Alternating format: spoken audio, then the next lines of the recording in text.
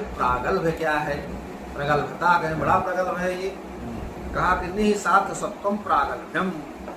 निसाध सत्वम माने भीति रहितत्वम, भीति माने डर से रहित, भय ना होने को, जिसको किसी भी प्रकार का भय ना हो उसे प्रागल्भ कहते, उसे प्रगल्भता कहते।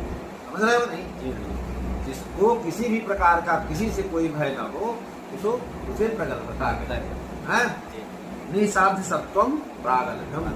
निसाध्य सत्वम मतलब भय रहितत्वम, इसमें भय का रंच मात्र, लेश मात्र भी क्या नाम से प्रवेश न हो, उसी का नाम क्या?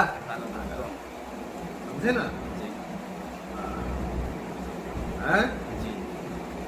अच्छा चलो, कहा कि जथा समास निष्ठा समास लेसे चुम्बिता चुम्बनैरपि दष्टांश दशनैः कांतम दासी कुर्वन्ति योषितः।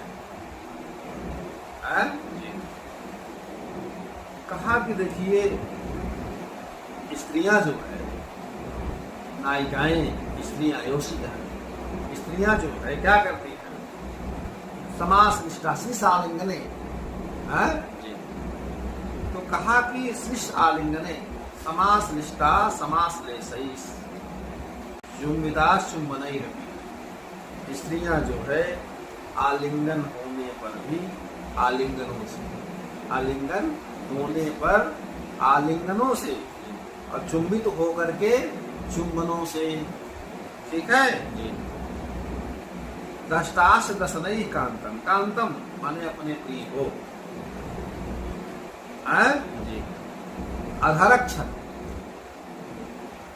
करने से, स्वयं भी अधरक्षत करके, अपने को भी अधरक्षत करके क्या करती हैं? अपने प्रिय को अपना दास के समान बनाती हैं, अपने प्रिय को अपने दास के समान बनाती हैं। दासी कुर्वन्ति योषितः,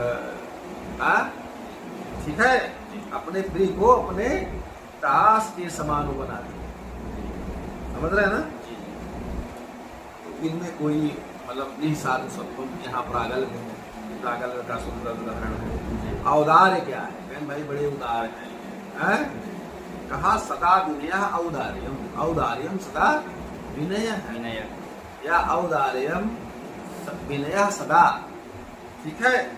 कहा सर्वदा नम्रता दिखाने को औदार्य कहते हैं। उदारता, औदार्य, उदारता स्वभाव औदार्यम।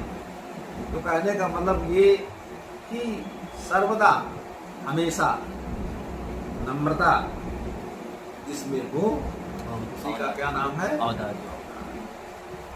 ठीक है? दिखाना नहीं, पता लगे हमें कुछ और, मन में राम बगल में छुरी, तो उदारता नहीं, रहना चाहिए। स्वभाव होता है दिखाना और रहने में अंतर है जी। हाँ, तो लोग कहते हैं कि दिखाना तो मतलब बहुभेशी टाइप का हो तो बड़ा मुश्किल है, इसलिए जो है वो होना चाहिए। समझे ना जी? अच्छा, कहा कि जथा, जैसे न ब्रूते परुषाम गिरम वितन्ते, न भ्रूयुगम भंगुरम अनोत्तंसम क्षिपति क्षितौ श्रवणतः सामे स्तुते त्यागसी कांताकर विगृहे गवाक्षिवर व्यापारिताक्षा वही सख्या वक्त्रमभि प्रयक्षति परम पर्यश्रुणी लोचने। समझे? यहाँ नायक अपनी नायिका के चरित्र का जो वर्णन है अपने मित्र से करता है। समझ रहे हो नहीं? अपने मित्र से करता है। वो कुछ गलती किया है, अपराध किया है, और अपराध उसका जो है प्रकाशित हो गया। अपराध जो है प्रकाशित हो गया। प्रकाशित होने पर आजकल की जो क्रिया है जान ले,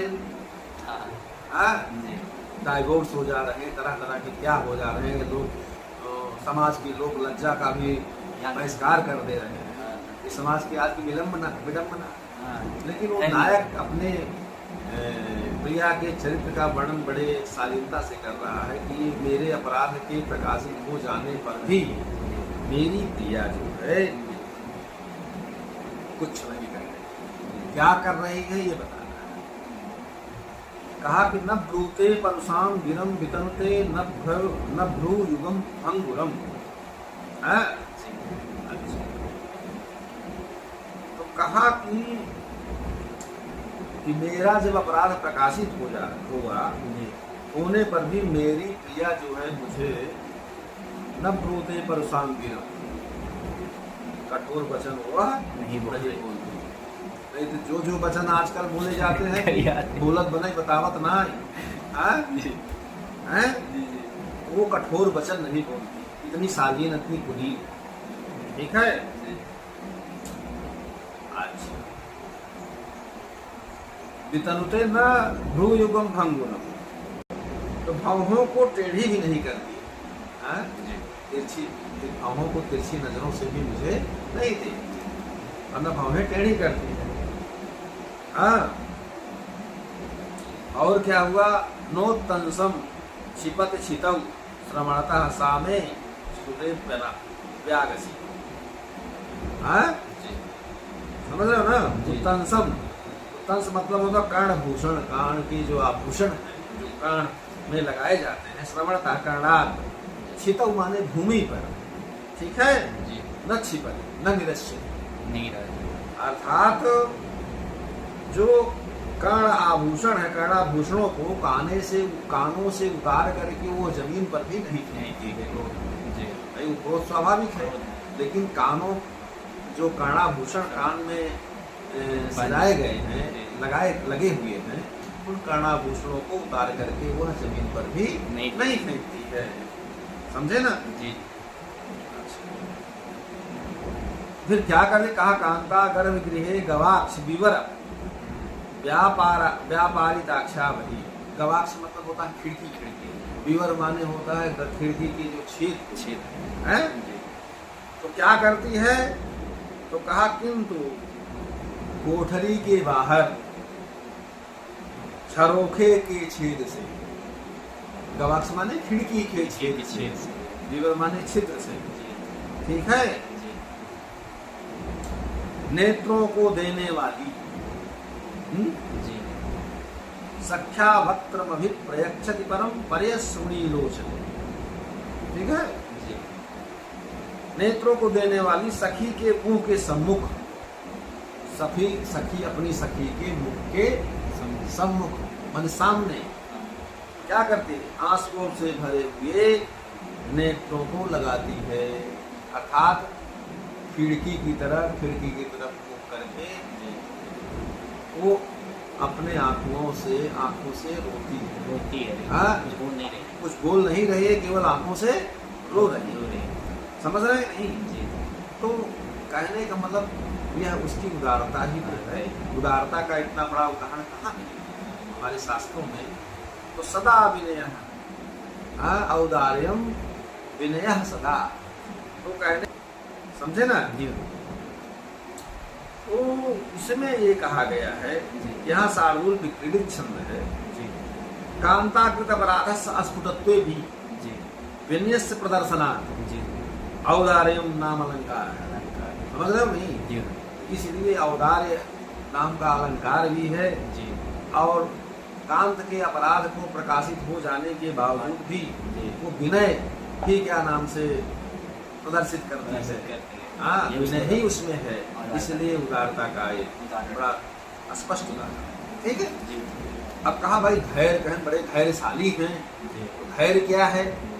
कहते तो हैं लोग, लेकिन धैर्य किसे कहें? कहा कि मुक्तात्म श्लाघना धैर्यम मनोवृत्ति चंचला। समझे ना?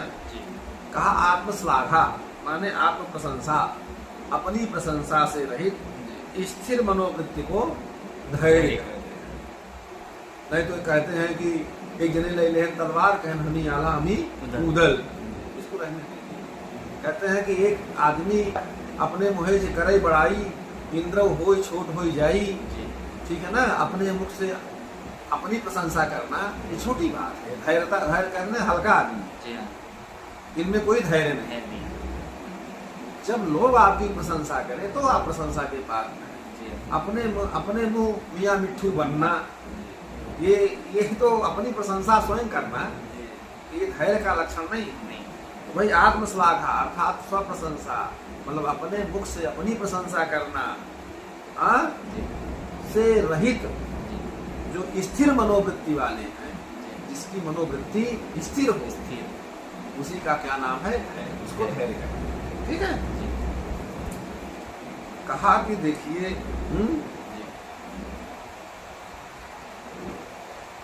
कहा कि ज्वलतु गगने रात्रौ रात्रावखंड कलह शशि धातु मदना किंबा मृत्यो परेण विधास्यति मम तु दयिता श्लाघ्यस्तातो जनन्याम अलन्वया कुलम अमलिनम न त्वेयं जनो न च जीवितम्।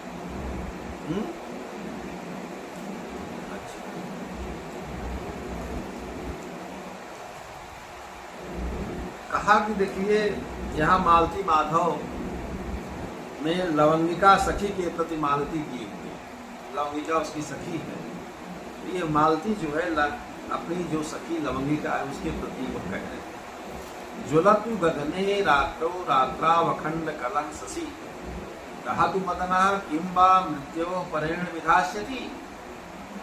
कहा प्रत्येक रात्रि में है आकाश में संपूर्ण अखंड कलह शशि, माने संपूर्ण कलाओं से युक्त होकर के जो चंद्रमा है वो प्रज्वलित हो, मतलब सूर्य मतलब चंद्रोदय होवे, आकाश को प्रकाशित करे। ठीक है। और क्या करा? कहा कि दहतु मदनः, कामदेव दाह करे, कामदेव दाह करे। कहा कि वियोगिनी है वो। कहा कि किम बा मृत्यु परेण विधास्यति, ज्यादा से ज्यादा ये लोग क्या करेंगे? हमारी मृत्यु हो जाएगी। अब मृत्यु से ज्यादा हमारे लिए और क्या कर सकते? गृहिणियों के लिए जब चंद्रमा उदित होता है तो प्रिय का वियोग सहन नहीं। ठीक है। अब वही कह रही है कि यह जो संपूर्ण कलाओं से युक्त चंद्रमा जो है रात्रि में रात्रि को प्रकाशित कर रहा, आकाश को प्रकाशित कर रहा है, वो करे। कामदेव दाह करे। ज्यादा से ज्यादा हमें क्या कष्ट दे सकते हैं? ज्यादा से ज्यादा हमारी मृत्यु हो जाए, इससे ज्यादा और क्या कर सकते हैं? धन हमारा और हमको क्या दे सकते हैं? मम तु दयिता श्लाघ्यस्तातो जनन्याम अलन्वया कुलम अमलिनम न त्वेयं जनो न च जीवितम्। मेरे तो प्रिय और पिताजी ही प्रशंसनीय, मेरे तो प्रिय और मेरे पिताजी प्रशंसनीय। ठीक है ना। और मेरी माताजी जननी वो कैसी है? कहा निर्मल वंश में उत्पन्न हुई, कुलम अमलिनम, वो सामान्य कुल में नहीं, निर्मल कुल में उत्पन्न हुई, अर्थात कुल उनका निर्मल है, कुल निर्मल है। परंतु न त्वेयं जनो न च जीवितम्। मेरे तो न मैं रहूंगी और न मेरा जीवन। उनको अपना कुल प्रशंसनीय है रहा है, लेकिन न मैं रहूंगी न मेरा जीवन रहेगा। समझ रहे हो नहीं? जी। तो कहने का मतलब ये है तो आत्मश्लाघा रहिताया मनोवृत्तिश्चांचल्या भावेन। ठीक है। धैर्य नाम नायिका अलंकार है। धैर्य नाम नायिका, नायिका में धैर्य ही है। नहीं तो आजकल की नायिकाएं क्या क्या कर देती हैं। ठीक है। यहाँ विषमा अलंकार है। ठीक है। यहाँ पर विषमा अलंकार है, समझे ना जी।